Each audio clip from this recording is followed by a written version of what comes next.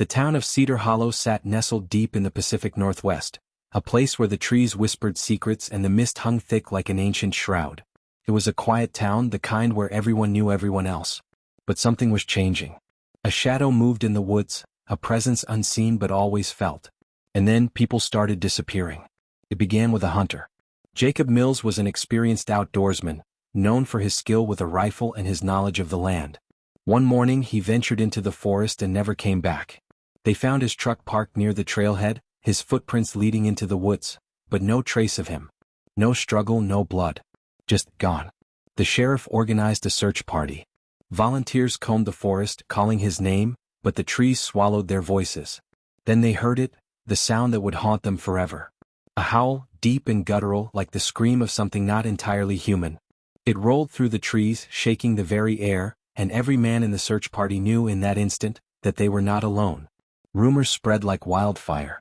Some whispered of bears, others of wolves, but the old-timers shook their heads. They knew better. The stories their grandparents had told them as children now felt all too real.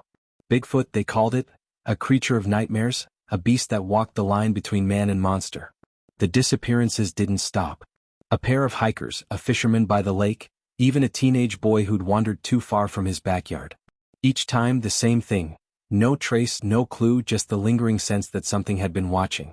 The town's unease grew into fear, and fear turned to desperation. It was Thomas Grady, a retired logger, who claimed to have seen it first. He stumbled into the bar one night, pale and shaking. "It's real," he whispered. "I saw it." His voice trembled as he described the figure. Tall, impossibly tall, covered in matted, dark fur. Its eyes, he said, were the worst part. They weren't the eyes of a beast. They were knowing, intelligent, filled with something close to malice. It had stood there, just at the edge of the trees, watching him with a silent, eerie patience.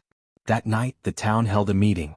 Some wanted to leave, to abandon Cedar Hollow entirely. Others demanded action.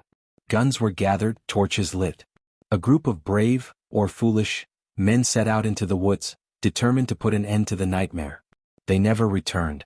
By morning, Cedar Hollow was a ghost town. Those who remained locked their doors, packed their bags and fled.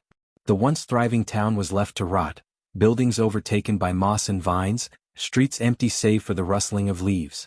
But one man remained. Sheriff Eli Carter refused to abandon his home.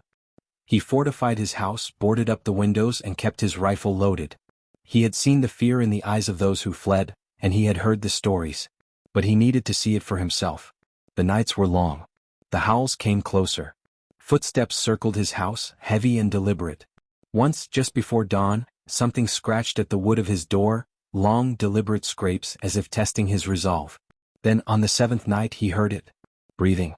Deep, slow, just beyond the barricaded window. Eli gripped his rifle, his heart pounding. He forced himself to look. Through a crack in the boards he saw it. A massive figure, its form barely visible in the dark, its glowing eyes locked onto his. The house shook as the creature let out a roar, so loud it rattled the glass. Eli fired blindly, the gunshots deafening in the small room. Silence followed. Then heavy, dragging footsteps. It was still there. It wasn't running. It was waiting. Morning came, but the sky never brightened. The mist had thickened, swallowing the sun.